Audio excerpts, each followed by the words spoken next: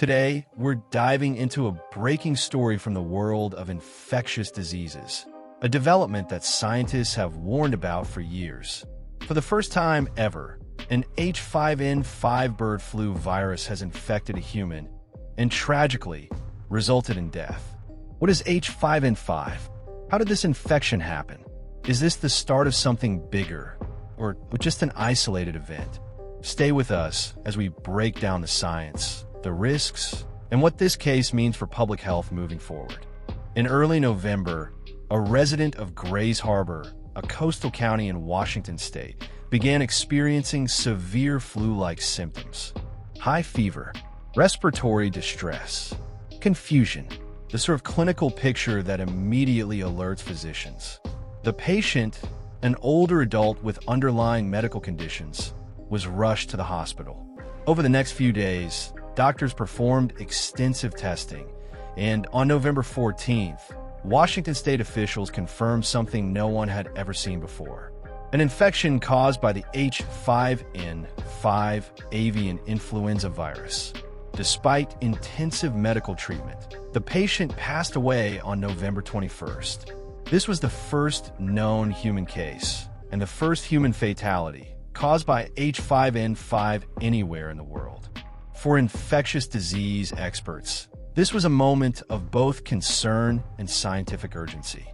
Let's break down what H5N5 actually is, because understanding the virus helps us understand the risk.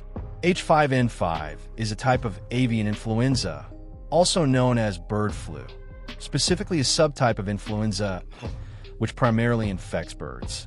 Bird flu viruses fall into two categories: low pathogenicity, which cause mild disease in poultry; high pathogenicity, which cause severe outbreaks and high mortality.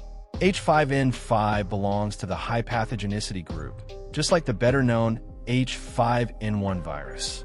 That means it can cause severe disease in birds, spread rapidly, and create major problems for poultry farms. But until now, it had never been detected in humans. The exact route of infection hasn't been officially confirmed, but there's a strong clue. The patient kept a flock of backyard poultry, and these birds had frequent exposure to wild birds, which are natural reservoirs for avian influenza. Here's what we know. H5N5 is widely found in wild birds around the world. It often spills over into domestic poultry flocks. Human infections usually occur after direct contact with contaminated birds or environments. What's new here is that H5N5 has now jumped one additional species barrier from birds to humans. While that's alarming, experts immediately began analyzing whether the strain has gained the ability to spread between people. So far, there's zero evidence of human-to-human transmission. If you've been following flu news for years, H1N1, H3N2, H5N1, you may be wondering, what exactly do these letters and numbers represent? Influenza A viruses are classified based on two proteins on the surface of the virus. H stands for hemagglutinin, HA. N stands for neuraminidase, NA. These proteins form spikes on the virus surface and help it enter and exit cells. They also mutate frequently, allowing the virus to evade immune responses. H5N1 and H5N5 share the same H5 subtype, meaning their HA proteins are related but not identical. But their NA subtypes are completely different, N1 versus N5. Genetic analysis shows that this new H5N5 strain is distinct from the globally dominant H5N1 strain currently circulating in birds. This is the big question. How much should we worry? Let's start with agriculture. H5N5 is a major threat to poultry. In the U.S., political and economic barriers have made widespread poultry vaccination difficult. That means controlling outbreaks depends on rapid surveillance, indoor housing of poultry, strengthened farm biosecurity, and when necessary, mass culling of infected birds. But beyond agriculture, the biggest concern revolves around pandemic potential. Here's the reality.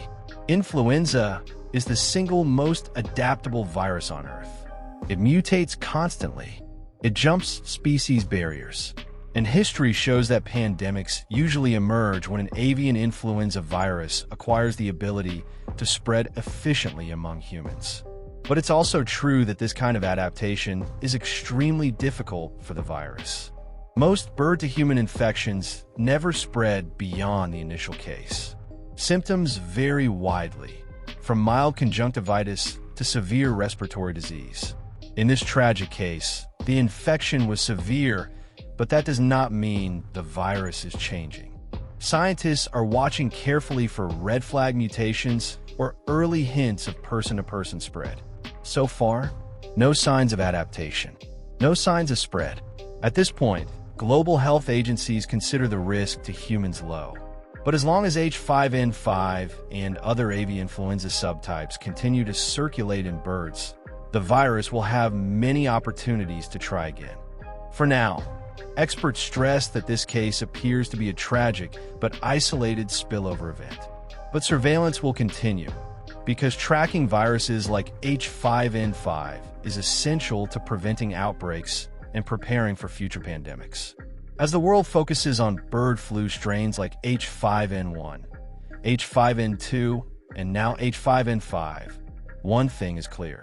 The influenza ecosystem is changing, and humanity must keep pace. We'll continue monitoring this story as updates emerge. Thank you for watching. If you found this breakdown helpful, informative, or eye-opening, make sure you hit that like button and subscribe for deeper analysis on global health, science, and world events. Stay informed, stay safe, and we'll see you in the next video.